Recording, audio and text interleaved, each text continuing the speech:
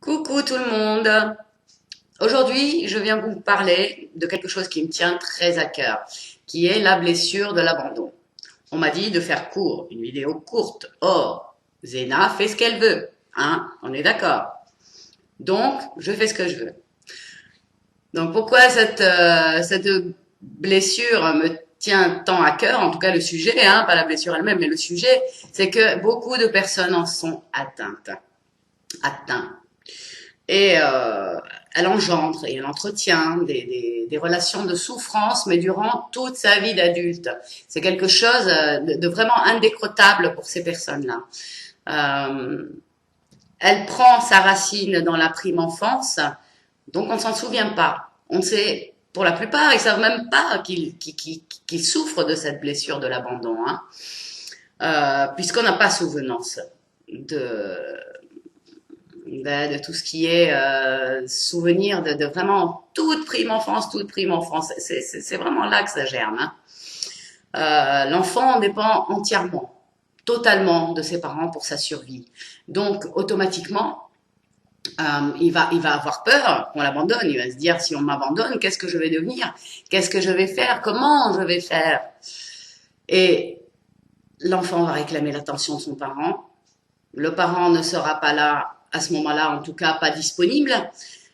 Et c'est là que va naître, commencer à naître cette blessure. Et elle va s'accentuer, bien sûr, au fur et à mesure du temps, au moindre signe d'alerte. Bon, on n'est pas là pour juger les parents, pour juger qui que ce soit. On n'est pas là pour mettre la faute sur qui que ce soit. Hein. Nos blessures sont nos blessures. Et arrivé à l'âge adulte, on est capable de les gérer, on est capable de les régler, on est capable de se raisonner, de se dire qu'on est responsable de soi, on est responsable de ses actes et de savoir ce que ces actes engendrent, c'est-à-dire notre propre souffrance. Hein. On doit être assez adulte pour savoir se séparer de ces situations qui nous font entrer en souffrance. Donc, ce n'est de la faute de personne d'autre que de la nôtre, uniquement de la nôtre. Euh, donc, il y a aussi un autre facteur qui peut engendrer ça, c'est la surprotection. Il n'y a pas pensé à ça, la surprotection, parce que on va rendre l'enfant totalement dépendant, vraiment dépendant. Et ça va le poursuivre jusqu'à l'âge adulte où il sera totalement dépendant. Si c'est pas de ses parents, ça sera de son partenaire. Euh, Parce il aura perdu confiance en lui. On ne lui laisse pas la chance de se prouver à lui-même ce qu'il vaut, vu qu'on fait à sa place. Donc il ne sait pas ce qu'il vaut. Donc il n'a eu aucune confiance en lui et il se dit, tout ce que j'ai, c'est grâce à mes parents. Tout ce que j'ai, c'est grâce à quelqu'un d'autre. Mais jamais grâce à soi. Donc il perd l'estime et la confiance en soi. Et ça aussi, ça amène voilà, à des situations de souffrance plus tard dans les relations amicales, dans les relations de couple. Et ça peut être très très lourd. Pour les personnes qui en sont les plus atteintes, elles sont en dépendance continuelle. Et elles se sentent en dépendance continuelle. Et tombent dans des dépendances telles que l'alcool, le sexe, la drogue, la nourriture. Ça peut être n'importe quelle dépendance, mais quelque chose à s'accrocher en fait, hein, qui va venir, ils pensent, meubler ce vide qui les habite. Et ils pensent qu'une autre personne va meubler ce vide. Or, personne ne peut meubler ce vide-là. Si on l'a à l'intérieur de soi, il va rester là. Peu importe qui on a dans notre vie. Et peu importe combien ils arrivent à nous prouver qu'ils nous aiment et tout ce qu'on veut, on sentira quand même ce vide. Il sera quand même là à un moment ou à un autre. Hein. Euh, donc cette blessure, il est super important d'en guérir.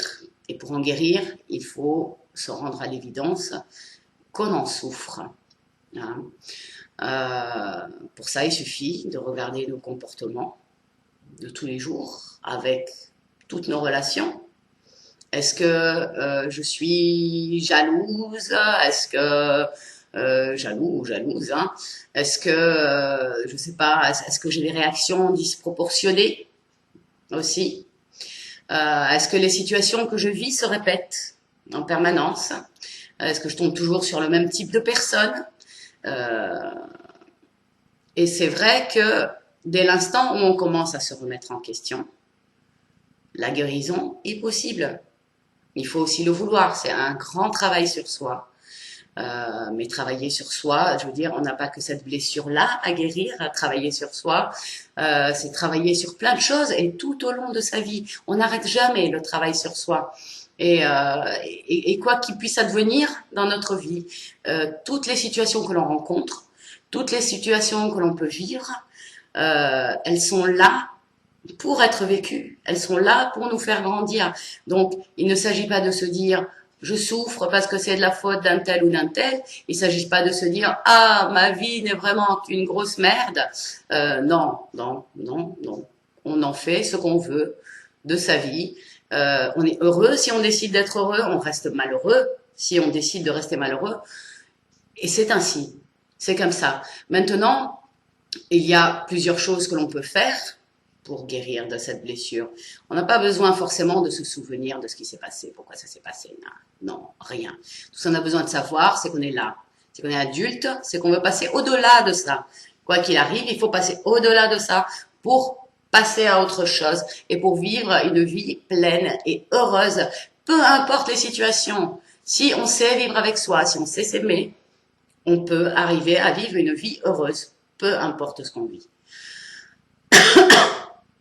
Et il y a plusieurs outils pour nous aider à passer ce cap. Donc, vous pouvez faire appel à un thérapeute, un coach. Il y a différentes sortes de thérapeutes qui sont à votre portée. Hein. L'important est de trouver le thérapeute ou la thérapeute avec qui vous vous sentez bien, avec qui vous vous sentez en confiance, pour pouvoir aller au-delà de ça. Il va pas vous aider, vous aiderez vous-même. C'est le travail, il vous appartient et entièrement à vous. Il va simplement vous donner des outils pour vous aider à avancer. À vous d'utiliser ces outils-là tous les jours, tout le temps, et vraiment, vraiment, vraiment vouloir s'en sortir. Donc,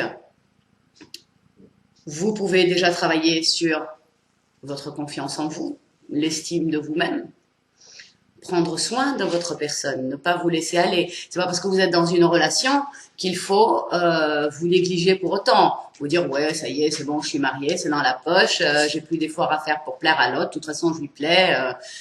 Non, non, non, c'est un effort quotidien, c'est un effort de tout le temps, d'être bien sur soi, d'être bien dans sa tête, d'être bien dans son corps. Et pour ça, il faut s'accepter. Il faut s'accepter avec tout ce que l'on est, tout ce que l'on comprend, de côté sombre comme de lumière. Essayez de voir votre lumière, regardez votre lumière, mais regardez aussi votre côté sombre et acceptez-le. C'est dans l'acceptation et dans la résignation qu'on arrive à avoir ces bons résultats, avant toute chose. Maintenant, à vous de décider pour vous-même, pour votre bonheur, parce que le bonheur c'est pareil, c'est pas un grand bonheur, c'est une multitude de petits bonheurs qu'on peut accumuler tout simplement. Hein. Le bonheur permanent n'existe pas, on aura à faire face à tout un tas de situations. Quand on a les outils pour y faire face, tout va bien. Tout va bien. Il y a la méditation, il y a le reiki, il y a plein de choses. Il y a beaucoup, beaucoup de choses de mises à votre disposition. Alors profitez-en, profitez-en. Si vous en avez réellement besoin, voilà, trouvez-vous quelqu'un qui puisse vous y aider si vous n'y arrivez pas seul, quelqu'un qui puisse vous accompagner, quelqu'un de confiance et quelqu'un qui vous fasse vous sentir à l'aise et bien. Donc voilà, pour aujourd'hui, c'est tout. Je vous laisse, j'ai cours de licorne. À bientôt.